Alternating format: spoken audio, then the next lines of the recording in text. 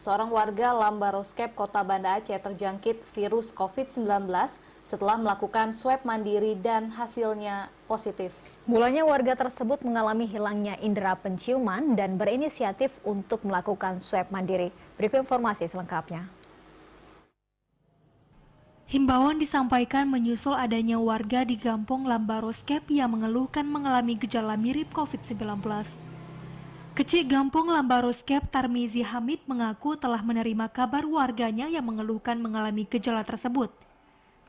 Meski demikian, belum ada warga yang melaporkan diri ke aparatur Gampong. Menurut Tarmizi, kasus yang menimpa ER, satu keluarga di Lorong Durian Gampong tersebut, merupakan kasus terakhir yang diterimanya.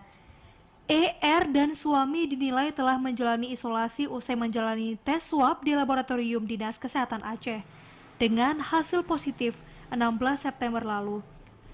Tarmizi mengapresiasi langkah keluarga ER yang memeriksakan diri setelah merasa terpapar COVID-19.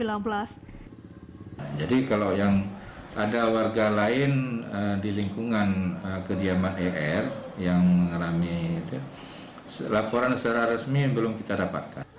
Tarmizi menambahkan meski belum ada warga yang melapor, pihak telah berkoordinasi dengan Satgas COVID-19 serta Dinas Kesehatan Kota Banda Aceh untuk melakukan langkah-langkah. Selain sterilisasi, dengan koordinasi diharap pihak terkait dapat melakukan penelusuran terhadap warga yang memiliki kontak erat dengan pasien sebelumnya. Keterbatasan biaya dinilai menjadi alasan warga memeriksakan diri meski merasakan gejala mirip COVID-19. Sejak merebak Maret lalu, sebanyak 4 warga Lambaroskep meninggal akibat terpapar COVID-19. Dari jumlah tersebut, 7 diantaranya terpaksa menjalani isolasi mandiri dan beberapa diantaranya telah pulih.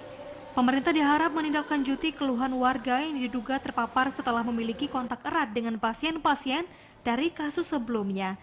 Dari Banda Aceh, Arman Konadi, TVRI melaporkan.